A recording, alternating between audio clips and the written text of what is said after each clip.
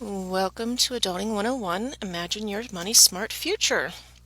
And tonight we are talking about credit cards. So credit cards can be a good thing and they can be a bad thing. So we're going to learn more about credit cards and the differences between credit and debit and how to find a credit card that works for you. So we're going to start off by playing two truths, one lie. So the credit cards are 1. Are used to purchase goods and services. 2. Take money from your checking account when used to pay for purchases. Or 3. Are subject to interest charges if not paid in full each month. So 2 of these statements are true and 1 is a lie. So take a few moments and think about those and see if you can figure out which ones are the truths and which one is the lie.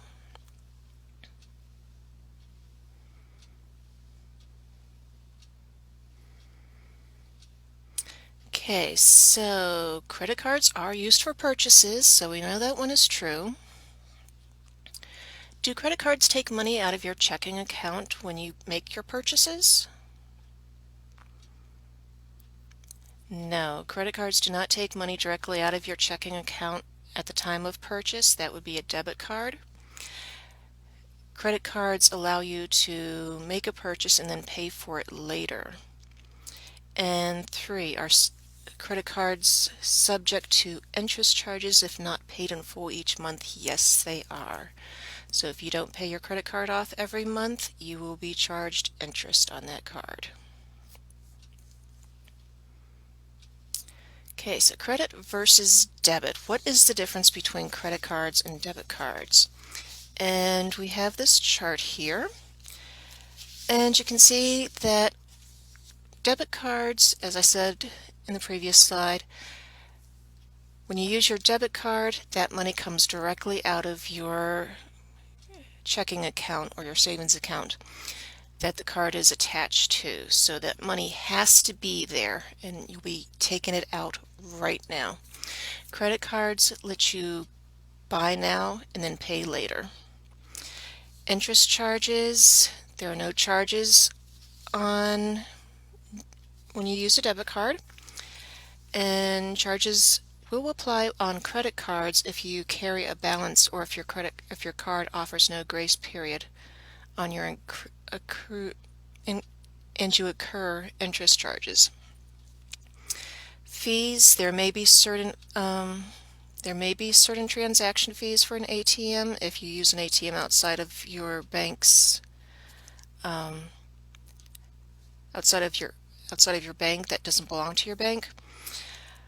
And there could be potentially fees if you use more money than what is in your account. And then with credit cards, there are fees and penalties imposed if your payments aren't on time.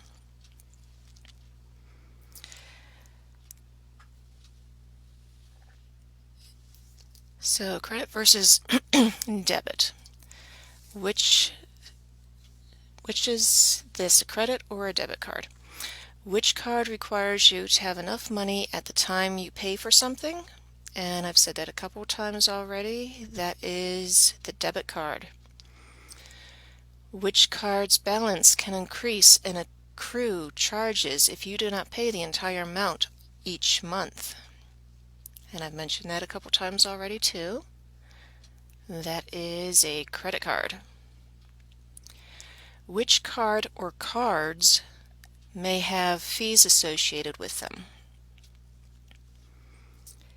And as I was saying, both debit and credit cards have fees attached to them. A credit card can have fees if you are late on your payment or you don't pay your payment on time. And sometimes they have an annual fee. So, which card generally offers purchase protections against faulty goods? That is one good benefit from a credit card, is that they do offer purchase protections for you. A debit card does not offer any protections, so if you buy something that is faulty or the service, you have an issue with the service, you don't have any protection if you use your debit card.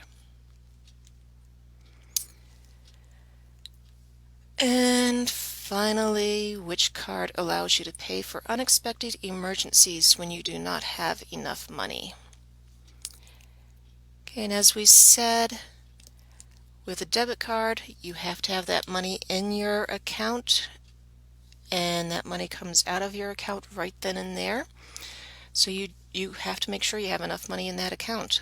With a credit card, you can make that purchase now and then pay for it later. So if you get stranded on the side of the road when you're out of town and you need to call a tow truck, you need to stay in a hotel overnight, you have that credit card. You can make those purchases for those services and pay for it later, even if you don't have the money at the moment. Okay, some other benefits for debit cards. They're easier and faster than writing a check. There's no risk of losing cash that you cannot replace. And some cards may offer freebies or rebates. And as long as you do not overdraw your account, debit cards are a good way to pay for purchases without borrowing money and paying interest. Some benefits of a credit card are the freebies, sometimes offered, for example, cash rebates, bonus points, or travel deals. You can withhold payment on charges in dispute. And if you manage your credit card carefully, your credit score may go up and you may qualify for lower interest rates. However, it is easier with a credit card to overspend, and that may lead to you having a bill which you cannot pay for at the end of the month. Okay, so let's take a look at a website here that is a really good resource called whatsmyscore.org. And this site has a lot of great information on it, and I encourage you to take the time and look at it. And one of the things that it talks about is the Credit Card Act and what it means to you. Now, the Credit Card Act is an act that was put into place in 2009, and it gives consumers protections from credit card companies. So some of the things that it does is it safeguards you against rate increases, so a credit card company cannot increase your interest rate during the first year, and any promotional rates need to last at least 6 months. The Act prohibits double cycle billing, where credit card holders are charged interest on debt that's paid on time during a grace period. It prohibits universal default, where a lender charges a loan to default terms because a consumer has defaulted on a loan with another lender. And after the first year, cardholders must be told about major account changes 45 days before they take effect. The Credit Card Act allows for improved billing practices. So it gives consumers 21 days to pay their monthly credit card bills versus the 14 days that it used to be.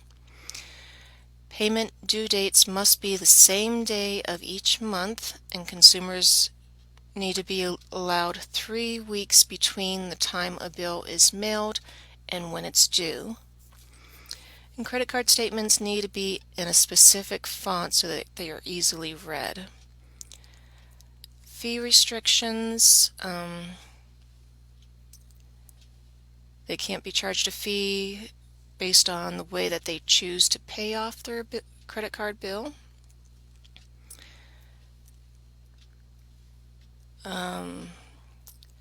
Consumers must be told how long it will take them to pay off their balance. That way it makes it clear how much this purchase is going to actually be if you only pay the minimum amount on a purchase instead of paying the full full amount of your bill every month, because if you don't pay that full amount, you're going to be charged interest on what's left of that bill. So it helps you to decide whether that will be a good thing or not. Credit card agreements must be made available online. Statements need to include the payment due date, the minimum amount due, and the ending balance and late fee information. And then people under 21 will only be able to get a credit card if they can prove that they're able to make the payments. Okay, another area that you will want to check out is resources. And under resources, you will find links to the 3 major credit bureaus, and we'll talk about credit score in a little bit. Free annual credit report, support services and identity theft, break the code. We have differences between a credit report and a credit score. How is my score determined? And then under money guides, we have a list of different guides. Actually, we're under downloads. Under downloads, we have guides that you can download for free about various topics. So if you want to look more into how to take control of your credit score, budget basics, credit card basics, credit history, debit card basics, identity theft, prepaid card basics, credit card guide, which can help you understand how credit cards work and the terms and conditions that typically apply to them. Credit score brochure, online and mobile banking. So a lot of good information available for you to download for free. And they are available in English and Spanish.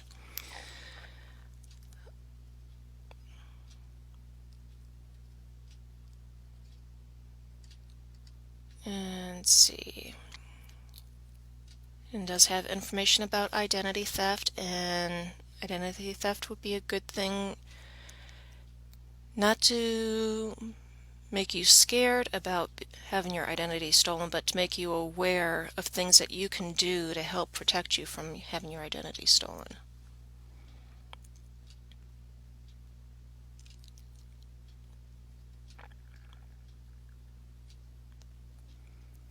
And then let's see.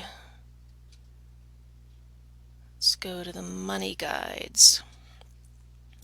Okay, the money guides, there's information there about heading to college, what you need to do to prepare, how to plan ahead for the money that you will be spending there, buying a car, renting an apartment, so forth. Okay, and let's look at the annual credit report. It is recommended that you have a credit report, get a credit report from the 3 different credit reporting bureaus, TransUnion, Equifax, and Experian. And you are allowed a free credit report every 12 months from each of those credit reporting companies. And the reason that you want to get a credit report is to make sure that the information that's showing up on that report is your information. So if you see anything on your credit report that an address that you have not lived at, charges that you have not made, credit cards that you do not own, those can be hints that somebody tried to get credit on your credit card or on your credit history. And then that can impact you when you try to go to get a mortgage or trying to apply for credit cards or trying to rent an apartment, even and applying for jobs. So it is recommended that you fill one or get a credit report every 12 months. And it's a simple matter of filling out your information, providing them with your social security number, your addresses that you have live at or have lived at, and they will send you the report. And as I said, look for anything personal identifiable information such as names, address, social security number, accounts, and loans. Then check that the other information on your credit report is accurate and complete. If you find information that you believe does not belong to you or is not correct, contact the business that issued the account or the credit reporting company that issued the report. And you can find out more information through the Consumer Financial Protection Bureau. And how does identity theft happen? Well, identity theft can happen with if you throw out documents in your trash and somebody goes digging through your trash and gets those documents that have your personal information on. So any documents that contain credit card numbers, account numbers, the social security number, anything that is personal information that's unique to you, make sure that those documents are destroyed before you throw them in the trash. They can retrieve information from lost or discarded computer equipment, mobile phones, and PDAs or wallets. Some people have identification readers, and they can steal your information off of your credit cards or debit cards. And it's called skimming. And then they use that information to create new cards. Stealing information from personal computers using malware or spyware. So be careful what you download or any emails that you open.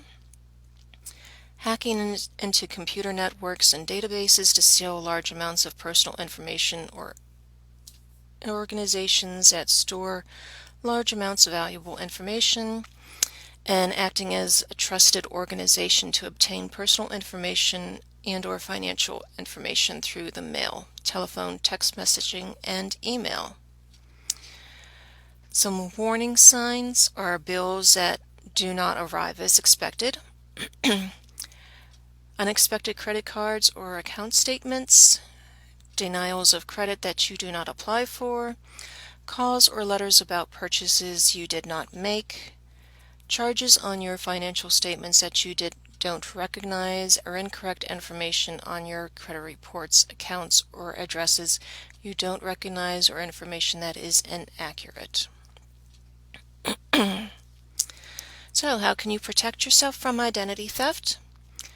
As I said, destroy any documents that include personal information before disposing of them.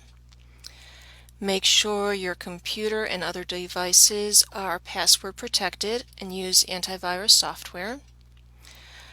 Use caution when sharing account numbers and personal information online or over the phone. Beware of phishing phone calls or emails where criminals ask you to provide your information to them. They can pose as banks, retail businesses, or even people you know, like family members, friends, or co-workers.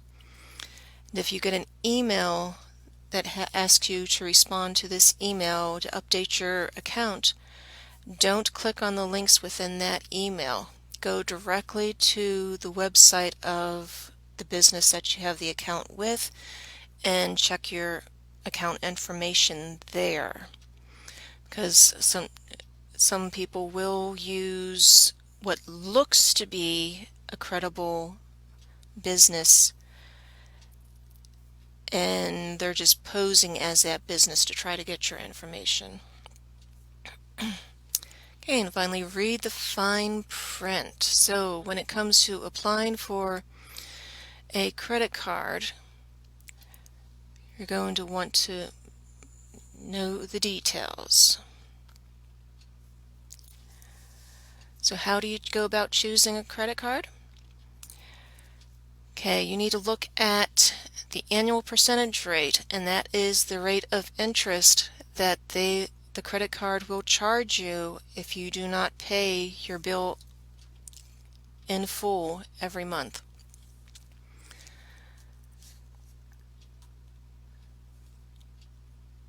And the higher the APR, the more money you will pay in interest charges.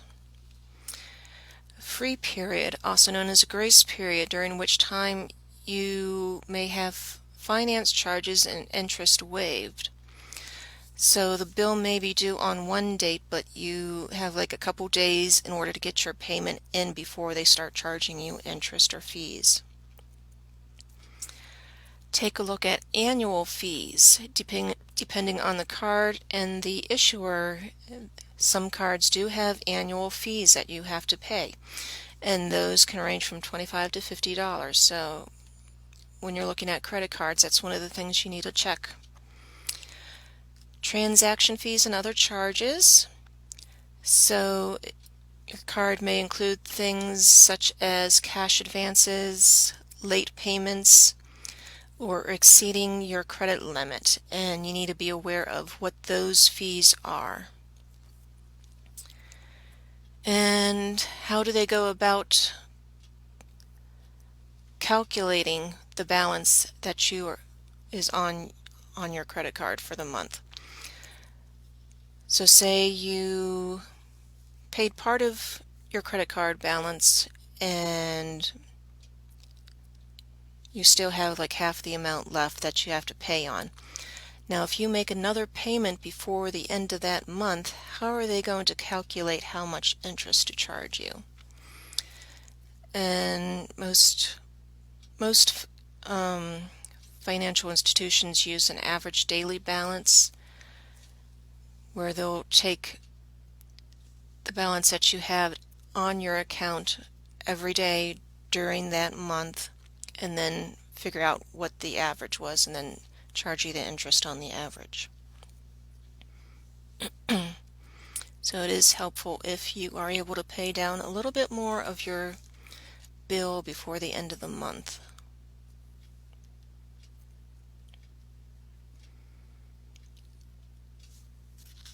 Okay, and we should have a worksheet coming up which you can use to go through and compare different credit cards that you may be interested in.